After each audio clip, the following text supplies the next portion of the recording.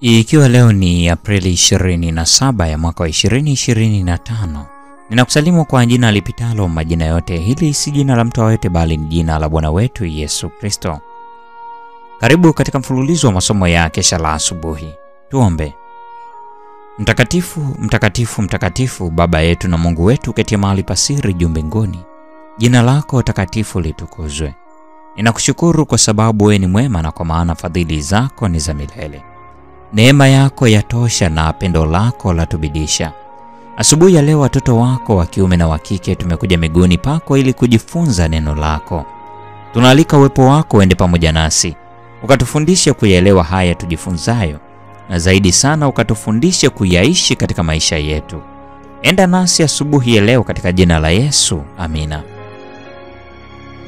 Mada ya leo inasema mkate wa kila siku umeahidiwa. Mathayo mtakatifu sura ya 6 aya 11 inasema, utupe leo riziki yetu.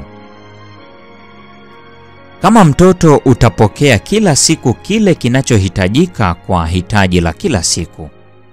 Kila siku unapaswa kuomba, utupe leo riziki yetu.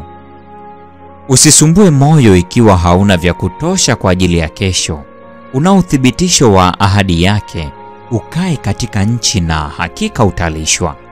Daudi anasema, nalikuwa kijana nami sasa ni mzee, lakini sijamwona mwenye haki ameachwa, wala mzao wake akiomba chakula.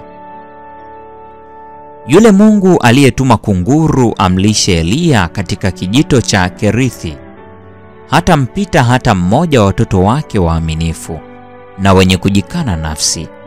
Kwa yeye aendaye katika haki imeandikwa, atapewa chakula chake, maji yake hayatakoma.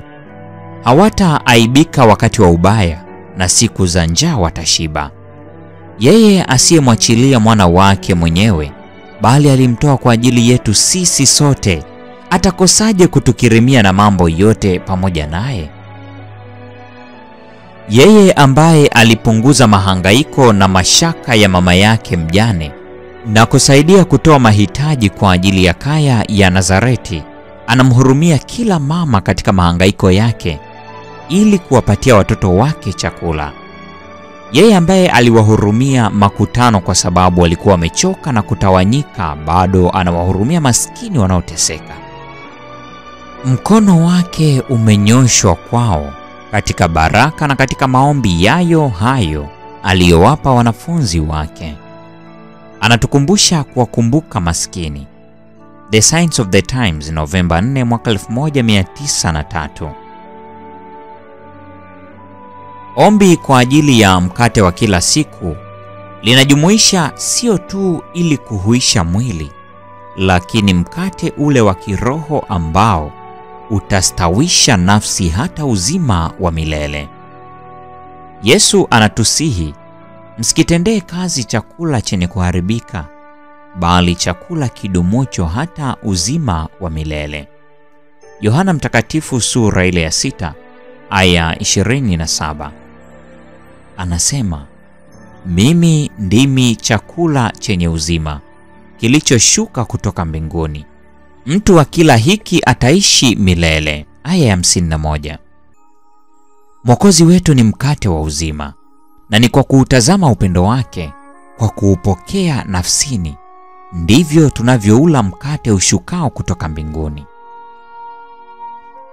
Tunampokea Yesu kwa njia ya neno lake, na Roho Mtakatifu ametolewa ili kufungua neno la Mungu katika uelewa wetu na kufikisha mahali pake ukweli mioyoni mwetu.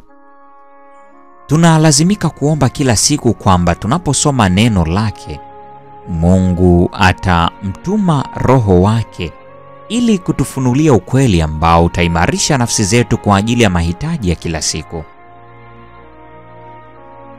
Katika kutufundisha kuomba kila siku kwa ajili ya kile tunachohitaji, baraka zote za kimwili na za kiroho, Mungu analo kusudi la kutimiliza kwa manufaa yetu. Angetutaka tutambue utegemezi wetu juu ya utunzaji wake wa kudumu, kwa kuwa anatafuta kutuvuta katika ushirika pamoja na yeye. katika ushirika huu na Kristo kwa njia ya maombi na kujifunza kweli kuna za thamani za neno lake. Kama roho zenye njaa tutalishwa. Kama wale walio na kiu tutaburudishwa kwenye chemchemi ya uzima. Thoughts from the Mount of Blessing, ukurasa wa 112 na ukurasa wa 113. Hii ni Aprili 27, mada ikisema mkate wa kila siku umeahidiwa. Neema ya Bwana wetu Yesu Kristo, pendo la Mungu na ushirika wa Roho Mtakatifu dumu kuwa nasi sasa na hata milele. Amina.